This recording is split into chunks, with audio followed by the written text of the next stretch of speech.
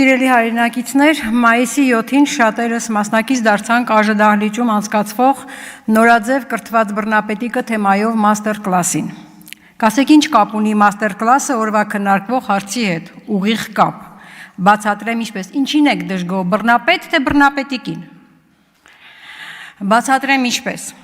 ինչ կատարվեց, ինչու վարչապետն այդպես մեղմ ասած հունից դուրս եկավ։ Օրվա իշխանությունները ամեն տեղ ու ամեն ժամ թմկահարում են, թե իրենք երկիրը դարձրել են ժողովրդավարության բաստիոն։ Երկրում արմատախիլ են արել կոռուպցիան։ Այս պնդումները դարձրել են իրենց բրենդը, բայց իրականության մեջ իրենց թիմակիցներն ու գործընկերները ամեն օր իրենց գործողություններով հակառակն են ապացուցում։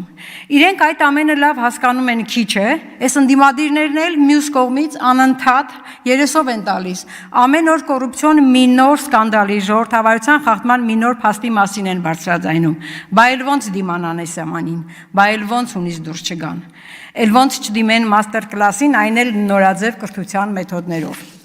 Պարոն Նահապետյան, դուք նշեցիք, թե չգիտեք ինչ է քաղաքական կոռուպցիան, բայց հուսամ գիտեք, որ վարչական ռեսուրսի կիրառումը իշահ իր ու իր կուսակցության իշխանության պահպանման նույնպես կոռուպցիայի դրսևորում է, թե դա էլ չգիտեք։ Այժմ օրեցօր խորացող կոռուպցիայի դրսևորումներից մեկի կրթությունը նորաձև է նախաձեռնության մասին։ Դրա շրջանակներում անց է կացվել հաղորդակցության հմտություններ խորագրով վերապատրաստման և կարողությունների զարգացման դասընթաց, որի մի քանի բաղադրիչը համոզիչ հաղորդակցում, պատմելու արվեստ ուղղակիորեն ներկայացվեցին ԱԺ-ում մաստեր կլասով։ Այսինքն, այդ ինչ հմտություններ եք սովորեցնում մասնակիցներին, ինչպես գործած մեղքերի համար ապագա պատասխանատվությունից խուսափելու համար հիմքեր ստեղծելու նպատակով նախընտրել խեղճարիֆի ու տգետի կարգավիճակը, ինչպես թքել քաղաքացու վրա որջվերի պես,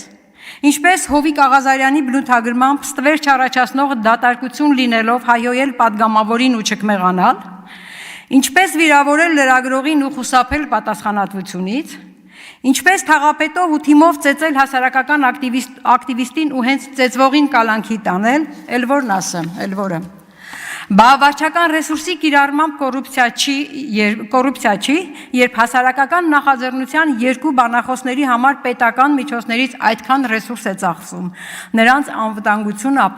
ապահովելու նպատակով։ Որևէ մեկը կարող է մեկ այլ հասարակական շարժում կամ նախաձեռնություն նշել, որի գործունեությունն այդքան պետական աջակցություն ստանա։ Ինչու են պետական կառույցներն ապահովում մասնակիցների ներկայությունը, ինչու են մասնակիցներից հավաքվում հեռախոսները, պայուսակները, նույնիսկ ժամացույցները։ Մենակ թե չասեք, թե վարչապետի կամ նրա կնոջ անվտանգությունն են ապահովում։ Չէ՞ որ մեկն այդ պահին հանդես է գալիս ոչ թե որպես վարչապետ, այլ որպես բանախոս, իսկ մյուսն էլ պաշտոնապես գրանցված ամուսին չի։ Սա դեռ քիչ է, Աննա Հակոբյանը հայտարարում է, թե իրենց արշավի նպատակը մարդկանց տգիտության ճիրաններից ազատելն է։ Բա որևէ մեկ իրեն չի ասել, որ մյուս բանախոսը Փաշինյանն ինքն է խոստովանել իր ու կառավարության տգիտությունը, կամ մասնակիցները գիտեն, որ իրենց հավաքել են, որպեսզի իրենց հանեն տգիտության ճիրաններից։ Փաստորեն տգետը իր տգիտությամբ հանում է մյուսներին տգիտության ճիրաններից։ Խելքի հաշեցեք։ Հաջորդը, որքանով են այդ թեմաները համաձայնեցված օրենքով սահմանված ՀՀ կրթության զարգացման պետական ծրագրի հետ։ Համաձայն ՀՀ կրթության օրենքի, կրթության բնագավառում պետական քաղաքականության հենքը ազգային դպրոցն է,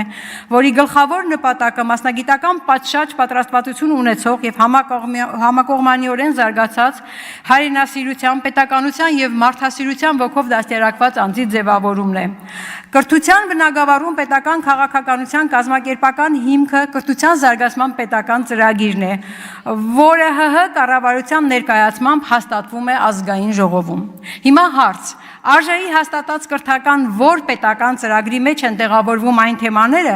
որոնք ներկայացվում են հասարակական այդ շարժման ընթացքում։ Հետևել եք արդյոք ինչ կրթական ծրագրի են համապատասխանում այդ թեմաները։ Համապատասխանում են արդյոք Թե կա կոռուպցիոն ռիսկ, ախր ինչպես ստուգեք, եթե խոսքը վարչապետի ու նրա տիկնոջ մասին է։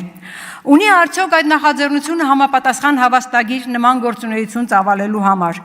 Արդյոք նախաձեռնության թեմաները հաստատված են լիազոր մարմնի կողմից, չէ որ կրթական գործունեություն իրականացնող յուրաքանչյուր կազմակերպության կոնկրետ կրթական ծրագիր նախապես հավաստագիր պետք է ստանա։ Ով է տվել շարժմանը նման հավաստագիր։ Կարող եք ներկայացնել այդ հավաստագիրը, թե չկա։ Հիմա սա կոռուպցիայի դրսևորում չի, բա ինչ է, երբ նիկոլիզմի թեզերը ասել է, թե ԿՊ կուսակցության գաղափարախոսության թեզերը դարձել են նախաձեռնության թեմաներ եւ պետական միջոցներով, իշխանական պարտադրանքի միջոցով կուսակցության գաղափարախոսության թեզերի ներկայացման համար հանրությանը պարտադիր բերում են այդ հանդիպումներին։ Դիմում եմ հակակոռուպցիոն կոմիտեին, ձեզ եմ դիմում։ Ճշտեք նման ծրագրի հավաստագրի արկայությունը, այն ներկայացրեք հանրությանը։ Ճշտեք պետական աջակցության չափն ու օրինականությունը հասարակական այդ նախաձեռնությանը։ Իսկ ինչ է քաղաքական կոռուպցիան, պարոն Նահապետյան։ Դա ղեկավար անձանց պրակտիկա է, որոնց իշխելու շարժառիթը ոչ թե հանրային, այլ սեփական շահն է։ Դա քաղաքականությունների, ինստիտուտների ու կանոնագրերի մանիպուլյացիա է, որ նպատակ ունի պահպանելու իշխանությունը, հարստությունն ու կարգավիճակը չարաշահելով իրենց պաշտոնական դիրքը։ Այժմ քաղաքական կոռուպցիայի դրսևորման մեկ ուրիշ դեպքի մասին։ Նոր-Նորքի թաղապետի ու նրա թիմի կողմից հասարակական ակտիվիստին ծեծելն արդարացնելը, եթե քաղաքական կոռուպցիայի դրսևորում չէ, ապա ինչ է։ Իսկ ինչ էր կատարվել։ Ընդհանրապես ակտիվիստը ցույց էր տվել, թե ինչպես են բյուջեի գումարները մսխվում համայնքային մանկապարտեզի կառուցման անորակ շինարարական աշխատանքներ կատարելով։ Հիմա սա է ձեր թմբկահարված կոռուպցիայի դեմ պայքարն ու արմատախիլանելը։ Թե համարձակություն չունեք բարձրաձայնել հանրապետություն կուսակցության ներկայացուցիչների խայտառակ վարքի մասին, ել չեմ ասում մի հատ SMS ուղարկել, պահանջել աշխատանքից ազատվելու դիմում գրել, թեև նրանք պետք է հեռացնել ու քրեական գործ հարուցելու նման վարքագծի համար։ Դե դա դուք հո չեք կարող անել, որովհետև ձեր գործընկերները դուրս կգան կոալիցիայից եւ կկորցնեք Երևանում ձեր իշխանությունը։ Իսկ իշխանություն պահելը ձեր միակ նպատակն է։ Ինչ են ժողովրդավարական արժեքները իշխանություն պահելու ձեր մոլուցքի հետ համեմատած, իհարկե ոչինչ։ Եթե քաղաքական կոռուպցիայի դրսևորում չկա, ապա ինչու քաղաքացու նկատմամբ իտես ողջ հանրությանը բռնություն գործադրածը ոչ միայն չի հեռացվել, այլ նաև արդարացվել է իրենց կուսակիցների հայտարարություններով։ Իսկ ԿՊ-ից եւ ոչ մեկը, կրկնում եմ, ոչ մեկը բացի Տիկին Բաթոյանից չի քննադատել այս երևույթը։ Բա երբ խոսում եք ժողովրդավարության համար ձեր պայքարից, ինքներդ ձեր ասածն ու արած իրար կողք չեք դնում, թե ձեր խոսքն ու գործը իրար հետ ընդհանրապես կապ չունեն։ Ինչպես Տիկին Դատախազը երեք հարցերին պատասխանեց հայտարարելով, թե ինքը իրավաբան է եւ շատ լավ գիտի նախաքննական գաղտնիքի խախտման արժեքը։ Բայց երբ հարցնում եմ, թե ինչու Հովիկ Աղազարյանի հեռախոսը որպես ապացուցողական հիմք հայտնվել է եւ նրա բովանդակությունը դառնալ նրան օգտագործվել է նրան սպառնալու գործիք, ինչու հեռախոսը հայտնվեց Փաշինյանի ձեռքում, վարույթ հարուցվել է, թե ոչ, պատասխանում է ոչ, չի բացվել։ Հիմա էլ դուք, պարոն Նահապետյան, ասում եք, թե ԲԴԽ անկախ մարմնին SMS-ով պաշտոնից ազատելը վարչական ռեսուրսի կիրառմամբ կոռուպցիա չէ։